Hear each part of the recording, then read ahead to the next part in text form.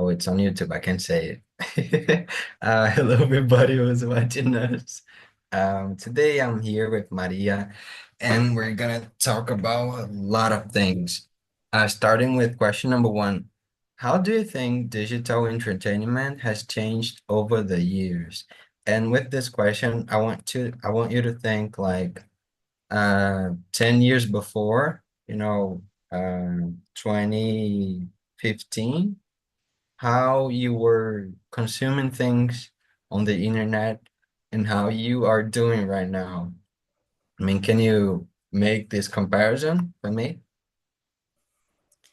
Oh, it's changed a lot. I'm think right now because, for example, 10 years ago, my digital entertainment was YouTube and Netflix. I don't remember if I have another streaming, but I just remember YouTube and Netflix. And I used to go to um block. It's not Blockbuster. How I say locadora. It's not digital, but it's the way that I going to watch some movie. So I pay for a movie, take this DVD to my home and watch that movie.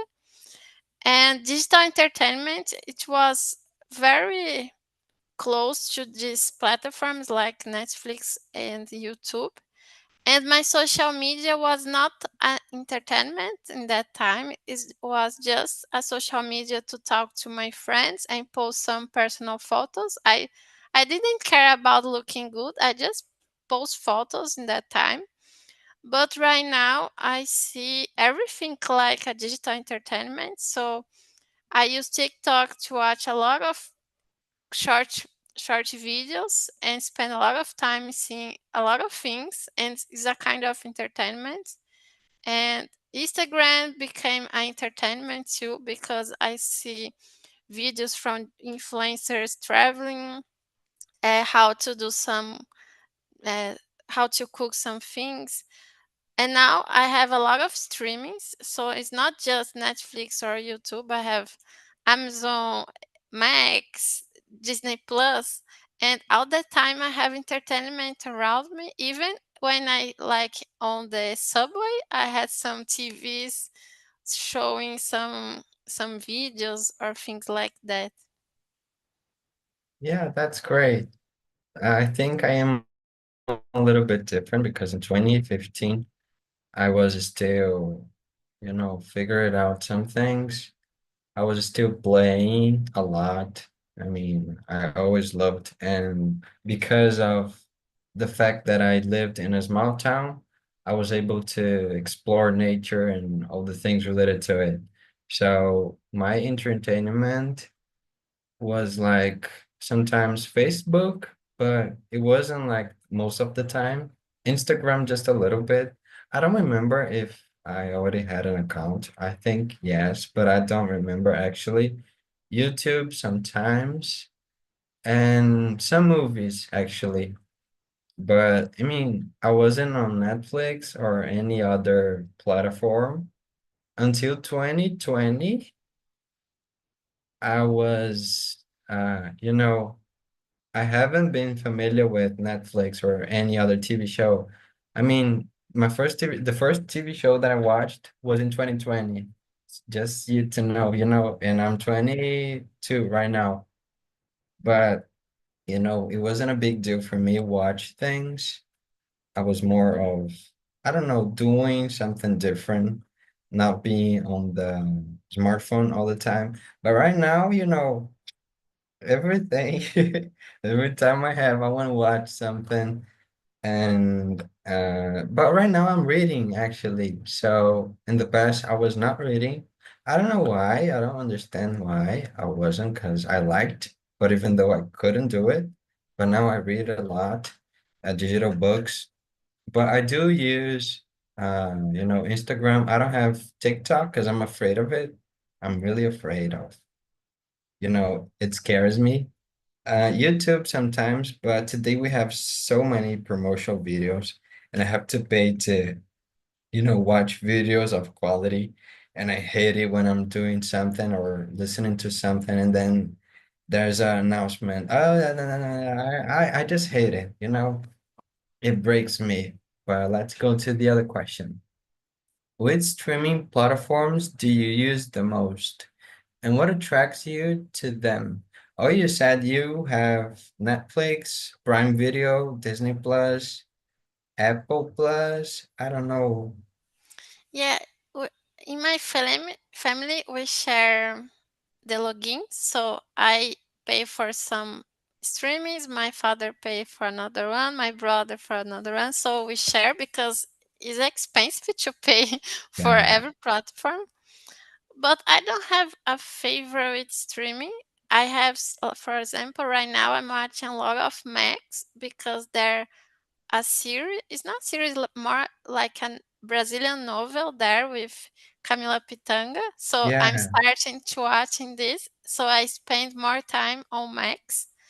But depends because when this novel ends, I will change for another series or another movie, and this entertainment could be in Netflix or Disney. So, but right now I'm watching more Max, and the thing that attracts me is the mm, uh, catalog. For example, on Amazon, for me, it's difficult to see a lot of different things there because it's not so you usable user friendly like Netflix or Max. So I need to look a lot of things to like just one name. And on Netflix or Max, they have a better algorithm, so they show me things that I like. So this attract me. Yes, I agree with you. Because right now I have an account on Prime Video from Amazon, but then my boyfriend got you know, got an account on Netflix, and the difference is huge. You know, Netflix, there's so many things that I like. And, you know, the recommendation of things based in the series that I watched was amazing. You know, I have so many things booked to watch. And I don't know, it feels like it's my favorite one right now, even though I do like YouTube still because of some videos that I can watch related to things in life, like psychological videos and things about health, things about gym and body and music. Sometimes I like to watch music videos, even though I don't do it often. But I would say right now it's Netflix. I mean, I don't know, but I would choose Netflix because in there I could watch a very TV series called Vis-a-Vis, which is a great one for me, and it was a big deal for me. So yes. How do social media platforms influence your digital entertainment choices? Oh, I mean, they shape everything that I want sometimes because I can see people consuming something and then I want to do it also. But I do know that the algorithm, uh, it works based on the mass, you know, massive opinions, massive things, massive consumer profile. So sometimes everyone is watching and consuming the same thing. Everyone is following the same person. Everyone, it's just related to some page, and everyone knows everything because there's this movement of masses. I don't know. And sometimes social media, they are not friendly with new influencers. It's very hard to get to know new people, even though some people can go viral, but some of them are not really popular. So it's very hard sometimes to know um, different profiles, a profile that have not been viral, a profile that is doing something based and you know their own opinions. They're not following what everyone does. But right now, if we have a trend, if we have a song, everyone needs to use it in order to get famous, in order to get recognition, not only about people dancing, but sometimes I see professional people using things just because it's trending and they need to be seen on the internet. So that's very bad for me. What is your opinion, Maria? It's difficult, especially Instagram. I think is became similar to TikTok in this point, because if you see like three videos similar, you see like more 30 similar. So you not you don't have the cho- choice to to see different things. The platform choose for you what you need to see, and also is a problem because sometimes I spend like a time on Instagram, TikTok. Twitter I don't use so much anymore, but for me it's like, oh, everybody's talking about this song or is talking about this video, and when I talk to my boyfriend or some friends, no one knows what I'm talking about, so I'm living a bubble on my smartphone. And this is a huge problem because I'm seeing something as simple like dogs or some girl talking about makeup. But I know that there are people seeing things that is not so good for the country or for the politics. So it's a huge problem because if I see like 10 videos for a topic, I start to believe that this is a true, and even if it's about makeup or is about politics, so is a problem. And also I think that social media influence me right now about food, because I'm seeing a lot of things that I want to try new foods and try to cook new things. So I focus on this topic, so I'm being influenced by that. But for example, if I want to see some series that no one of my friends already watched, I will search on social media to see another people talking about this topic, and this will influence me if I watch or not. So it's like a Google for me right now. I search on the Google, but I prefer to see videos of people talking instead of reading on Google, for example. Oh, really? I don't do that. Sometimes I see my boyfriend searching on TikTok, and I'm just so scared because he finds everything.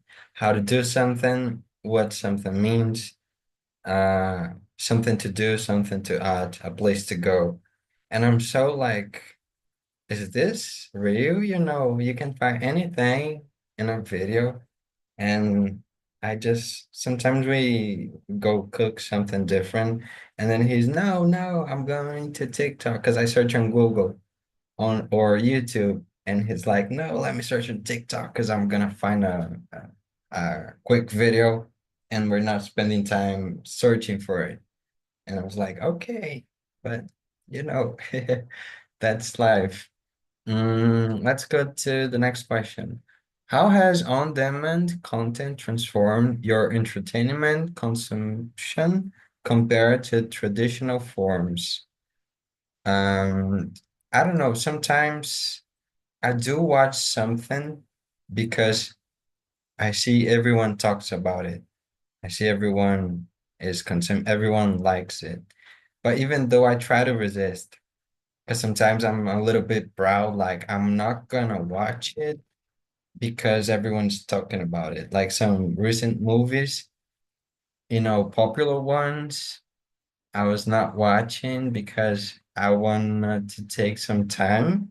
I want to respect it because when I watch, it will be because I want to, not because everyone is crazy about it. But sometimes I cannot avoid it, because I'm very afraid of getting a spoiler, especially for movies. So I have to watch it very quickly because I don't want to be surprised and I don't want to know how it ends. But, I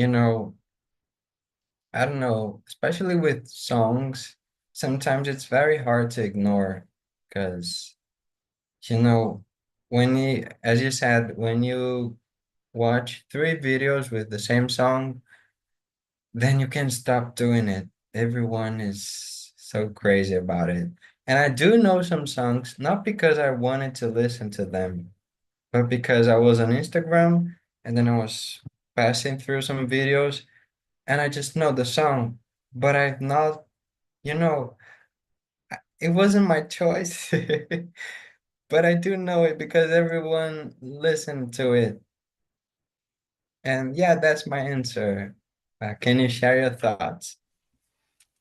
When you talk about songs, I start to think that Spotify is a digital entertainment that I forgot.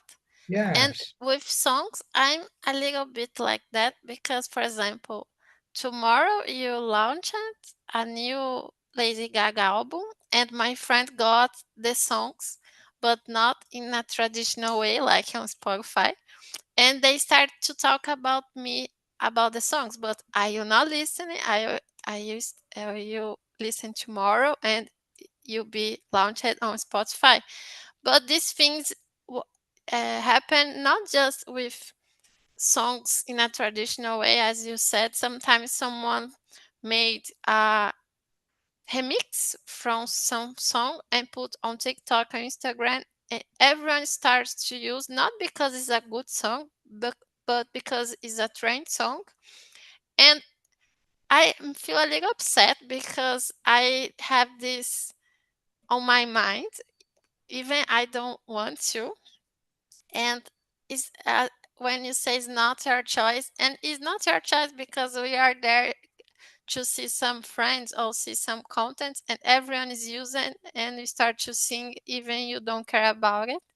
So it's hard in these terms. And also I think that I lose a little bit my attention with this content because I see a lot of short contents in a short time. So in like a half hour on social media, I don't know, but if I see like videos of 30 seconds, I will see hundreds of videos in a short time. So I don't have so much attention because they are shorter than a movie, for example, and is a problem. I started to think about it some weeks ago because I need to watch a movie that have 3 hours, and I was not able to finish because 3 hours for me is like, oh my god, I will die if I stayed 3 hours to TV. And I watch like 1 hour and then I not finish yet. I will finish, but it's hard because we lose our attention. And it's not like before we have like, oh, I will stop my day and I will watch the sessão da tarde because it's the only movie I can see today. I don't have Netflix or another channels. So you stop your day and pay attention because it's like a ritual.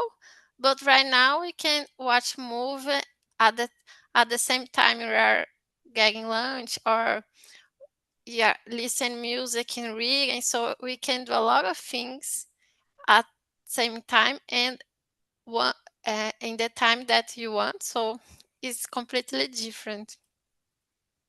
Yeah, indeed. I really agree with you.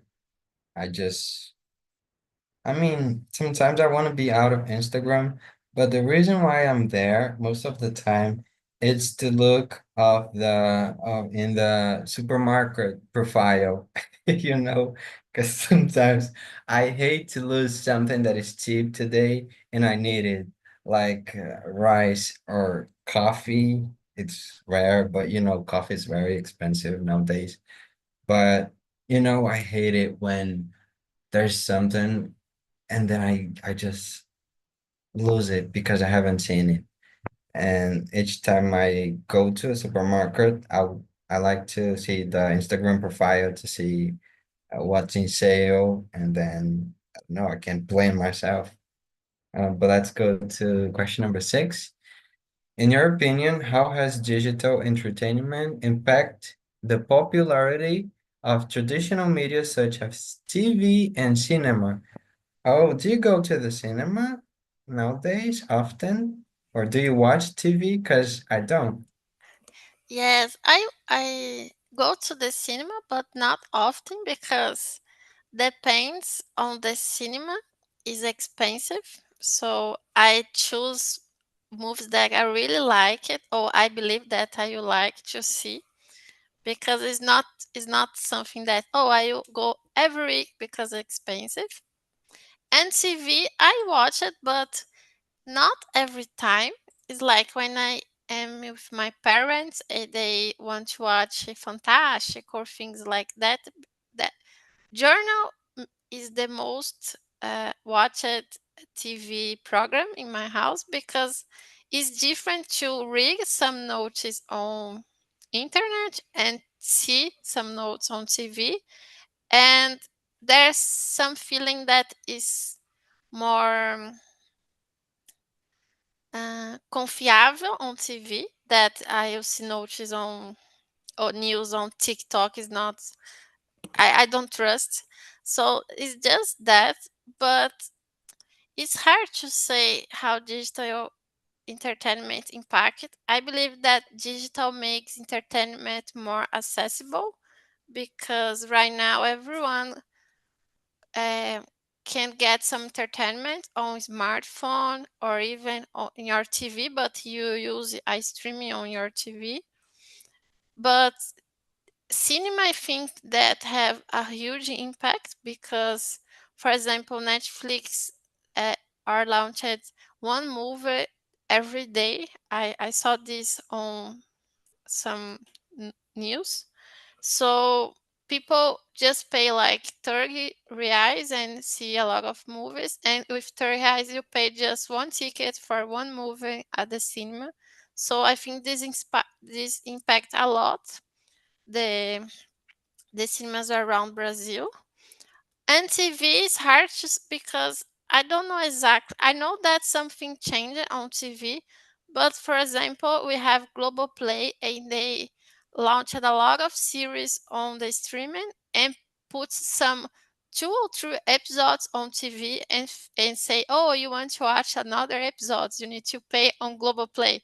So they are making a mix of audience, so you can see on TV, but you also need to pay to see everything on Global Play. And with Big Brother, they do this too because you need to pay Global Play to see a lot of things of Big Brother. But it's a specific channel. I don't know if another channels are doing that, like SBT or Record. These channels I don't know nothing about. Me too. I don't watch TV. In fact, I don't even have a TV in here because I live alone in a different city from the place that I was born. And, I just like to watch what I choose. And on TV, I'm not able to do it.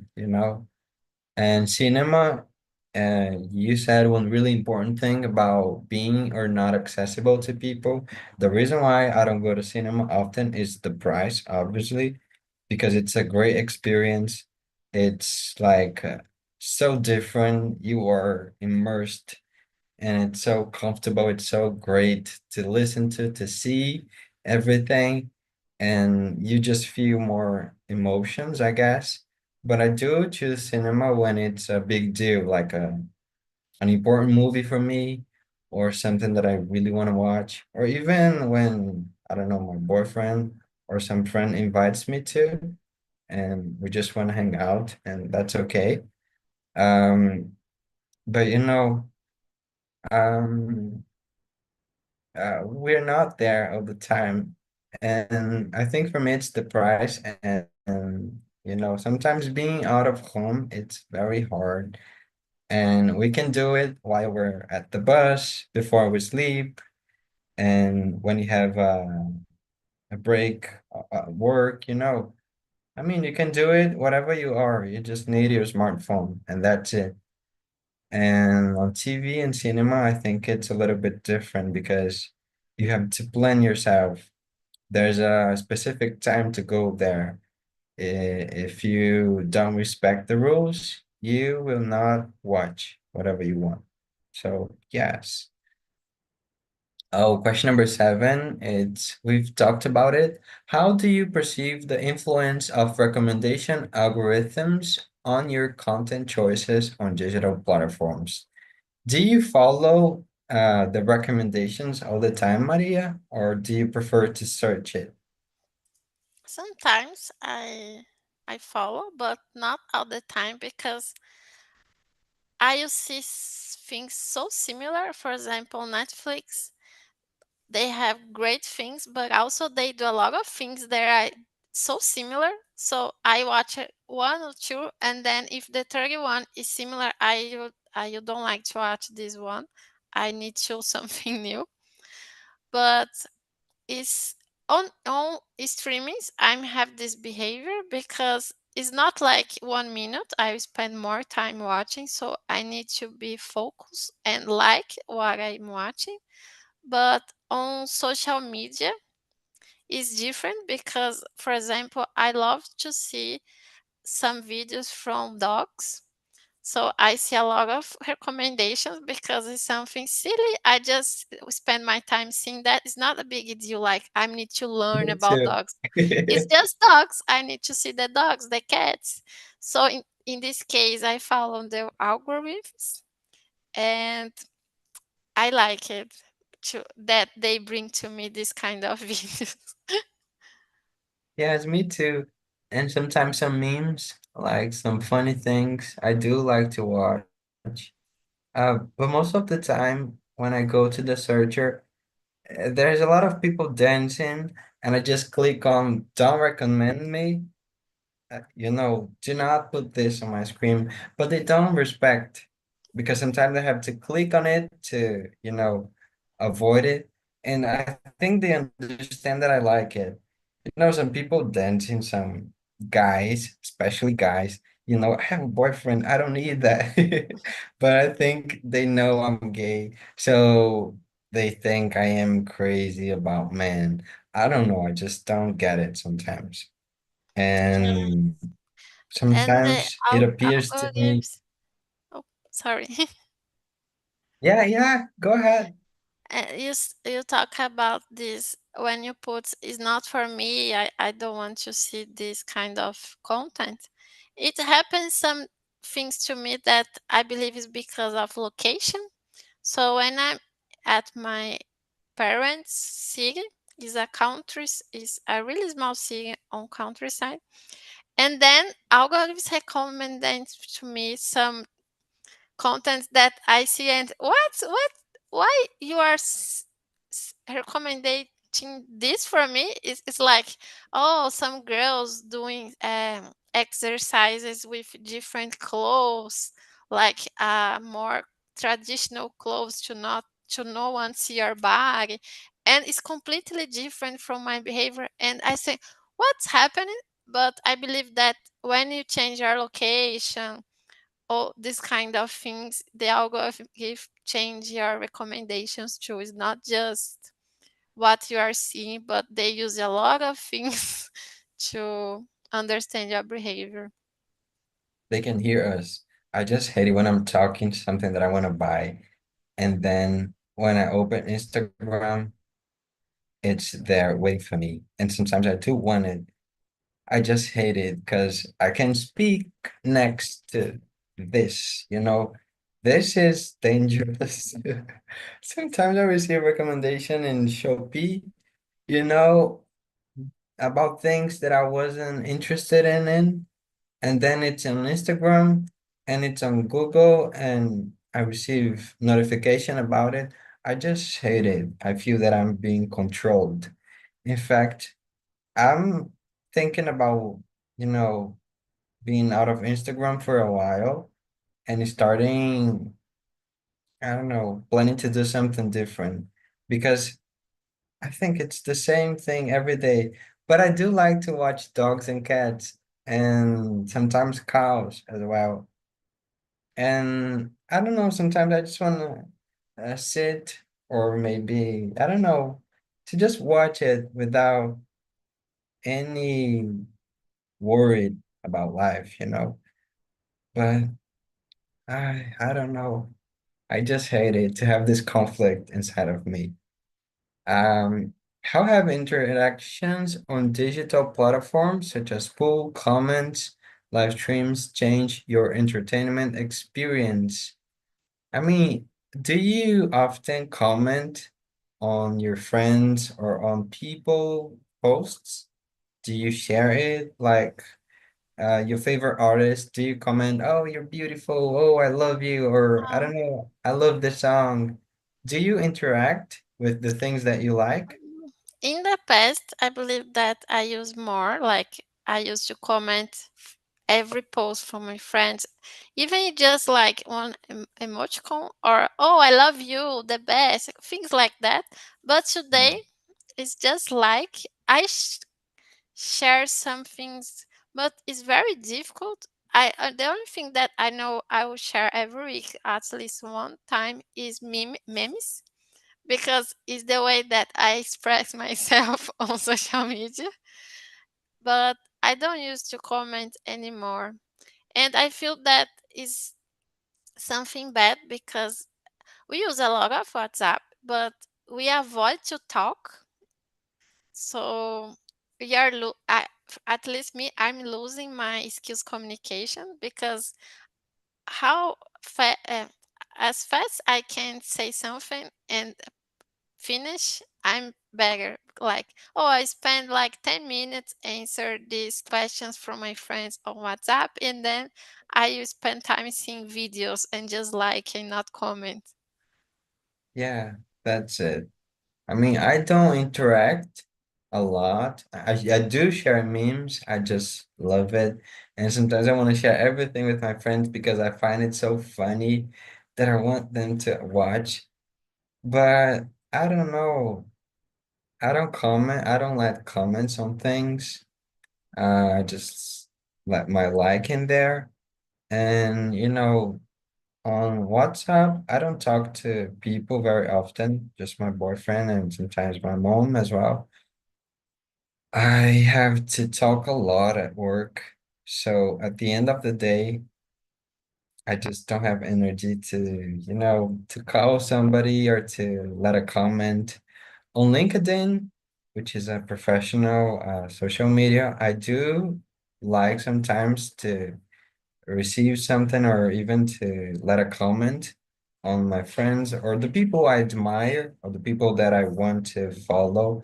I like to say, oh, congratulations, or I'm happy for you, or great work, that was good, or I don't know, I'm inspired by you. I do think it's different because, it's a professional way to express yourself.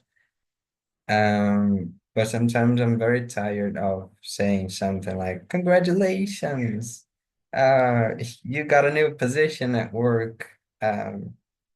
But I do like to, make sure they will know I am happy for them, the people that I don't know, the people that I know actually. Um, yeah, let's go to the other question.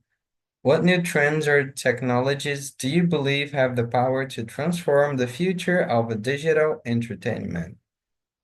AI, but it is transforming, not in a good way sometimes, because, you know, I just hate it when I go to LinkedIn and everyone have the same structure of post, the same thing, the same space, the same introduction. And I just know it's from ChatGPT. I just know it weren't them. But I do understand that it's very hard to be professional and to have time. But I think people are using it a lot and they say, oh, it's great. Yeah, it is. But I do think sometimes we have to be authentic. I don't know how to express it, but some people create content with AI. And that's great because they're having the help of this technology. But, it feels so weird sometimes. It feels so superficial because an AI, yeah, it's powerful and it can help us in a lot of things. But when it comes to content, it's superficial. There's no way to have this, to get information, to make a project just using AI. You have to read, you have to watch, you have to write, you have to plan, you have to understand, to criticize, to ask for help from professionals. And I'm very scared of it. I hope sometimes in the future I will change my mind. I don't know, maybe it's good. What do you think, Maria?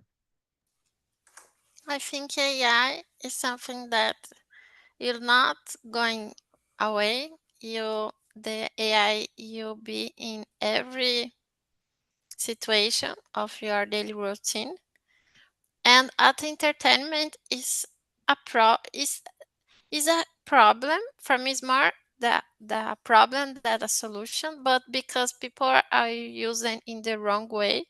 So for example, you talked about content that people use it on LinkedIn, and it's it's not. I feel a little upset because I use it LinkedIn, but sometimes I start to see the posts, and I believe that I'm not living the same world that these people are living, because it's completely different from my reality. So in some situations, I believe that they use AI just to post, and they don't they don't take care about the content and the truth and the reality. They just want to post every day to get likes and everything. But in the entertainment, like cinema and audiovisual, you have a huge problem also because they use AI to do some scripts. So we used to have a person write everything, like I want this movie have this character, this personality. So they take a lot of scripts from someone and put on the AI and see writing similar to this writer. So for me this is so sad because it's like we are killing the art, and it's a little it's sad for me. And this happened in audiovisual, at the music, at the literature. So it's very sad. But when you see new technology, I just believe that AI will be forever in your lives. I don't know about another things like um, realidade aumentada. People talked a lot about this in the past, and I don't see people using right now. I know that in medicine some doctors use it, but not in on the entertainment, not in the accessible entertainment. So right now, I just think AI will stay, but this emergent technology, I don't know so much. Yeah, that's right. It's gonna stay forever, and we have to get used to it. But I do know that AI help us a lot at work, on insights, on softwares that are, good things for people in general, for the market, for companies, for the world. And yeah, I hope people respect it. Let's go to the last question. How have changes in digital entertainment impact the way people relate to culture and content in general? Oh, I think most of the time we're consuming a universal culture, because everyone is talking about the same things. When we have a movie, usually from the US, people are like, "Oh, this is amazing," and everyone wants to watch it, everyone wants to consume it. And when we have a song in number one on Spotify, usually from artists that speak English, everyone is listening to it. Everyone uses the song on, their videos. And I just I don't like it, because sometimes it feels that this is a popular culture, and it is, popular culture, popular music, pop. but it's not very international in the sense of it makes everything from each country and each culture. It is something that is bigger and that is from, I don't know, positions of power. Even when we look at in our country, we do have content like people that are famous or I don't know, um, somehow they can control things. They control the radio, they control Spotify, they control things that we're gonna see, and they pay for it. And I don't know. I feel that sometimes people loses it. They just do not access culture in general because everything it's so similar sometimes, as you said. People want a formula of a great song, success. Oh, I want to make success like that music, so I'm gonna use the same instruments, the same lyrics, the same, voices, and the same creativity. And I think sometimes we can control it, and we want to do the same thing in order to get money, in order to get success. I just don't know how to answer this question. Do you want to add something? It's difficult, as you said, because we have the tools to everyone that have a smartphone or internet to make your art and talk about your culture. But we have the algorithm and the bubbles, so it's really hard to someone with a different culture, a different song, or literature, everything starts to become a viral on internet because we need investments, we need that platform accept your content. So it's really hard. And in Brazil, even we have a great culture. If you saw the top artists or the top Brazilian songs on Spotify, most of the songs are completely similar and they are divided on country or funk. I like funk, but it's not a funk like before. It's just TikTok Yeah. songs. It's a formula. So it's completed. It's hard even to talk about your culture. Living in Brazil, we are living here, but we are not consuming our culture. And I was with my mom I think 2 weeks ago on a museum, and they are talking about Ney Mato Grosso. And I think a lot because they start his career in 1970.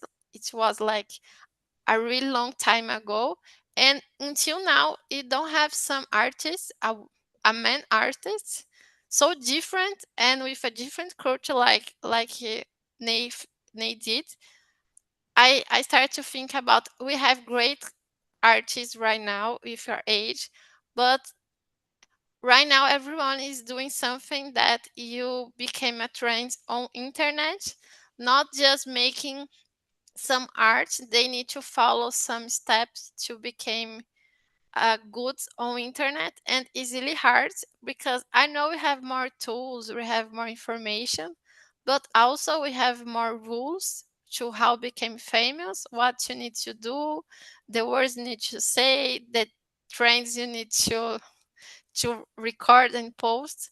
And this make me a little sad because I can't explain, but we have so many tools, but so a little opportunities is I don't know the words in English, but it's hard. It's like we have everything and at the same time we have nothing. Yeah, you explained very well. Oh, my camera just keeps stopping. I just can't move anything. But that was a great explanation for this question, and I agree with all you said. We have so many information, so many tools, so many technologies, but sometimes we don't get opportunity and we don't get the chance to use them, to access them, and to make it part of our life. I don't know. But Maria, thank you so much for coming today. It was great to have you here and to share opinions with you. We do have a similar point of view, I guess, because we like to watch dogs and we do know how algorithms work. And I mean, that was very great. And thank you for coming. Okay, I hope to see you here again. Thank you. See you soon. And going to sleep, take your nap. Yeah, for sure. For